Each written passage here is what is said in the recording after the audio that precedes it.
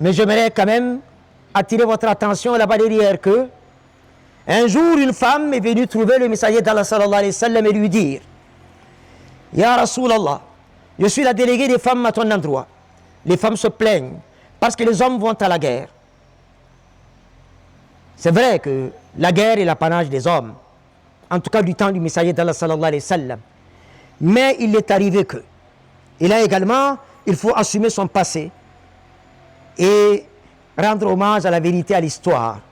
Il est arrivé que, au moment où les hommes ont battu en retraite, notamment à la guerre de Uhud, en apprenant la mort du messager d'Allah sallallahu alayhi wa sallam, certains compagnons sont rentrés, qu'Allah les agrée tous, au passage, sont rentrés précipitamment à Médine. Pour eux, c'est fini.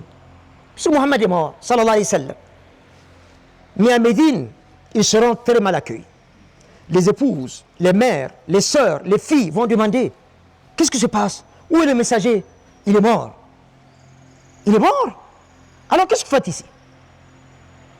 Il n'y a pas de femme pour vous ici. Il n'y a pas de mère, il n'y a pas de fille, il n'y a pas de sœur. Retournez mourir là où est mort le messager d'Allah sallallahu alayhi wa sallam. Allez. Ils sont repartis sur le champ de bataille.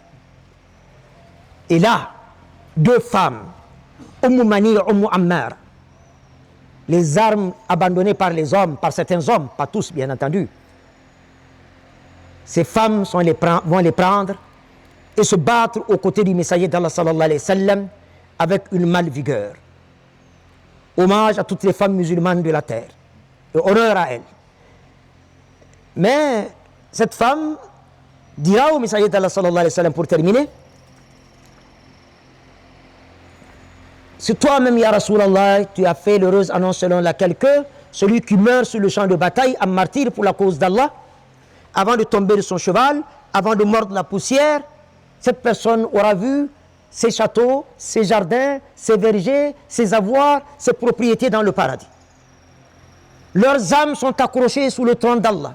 Au jour de la résurrection, quand la terre va les vomir, sans passer par la balance, ces personnes iront directement au paradis. Et selon une variante, Wallahu a'lam, Allah est le plus savant, Allah va les arrêter et leur dire: je vous autorise à intercéder pour 70 membres de votre famille. Ensemble, entrez au paradis. Pendant que nous les femmes, ya Rasulallah, nous sommes à la maison en train de nous occuper de casseroles, de cuisine, de ménage, d'éducation des enfants, ya Rasulallah, nous voilà privés d'une bien belle récompense. Le messager d'Allah sallallahu alayhi wa sallam va sourire et va dire à tes sœurs que le messager d'Allah sallallahu alayhi wa sallam leur fait dire que l'obéissance à leur mari et la reconnaissance de leurs bienfaits équivalent en cela, équivalent au jihad et aux récompenses qui l'accompagnent. Mais, c'est pas moi qui le dis, sallallahu alayhi wa sallam qui termine: mais rares parmi vous sont celles qui le font. Là-bas derrière, tout tant que vous êtes, comptez au nombre de ces rares-là, ya Rabbal Alamin.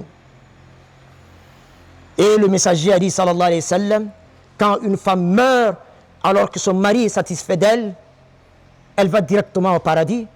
Retenez que nous sommes satisfaits de vous et qu'Allah vous accorde le paradis, ya Rabbal Alamin.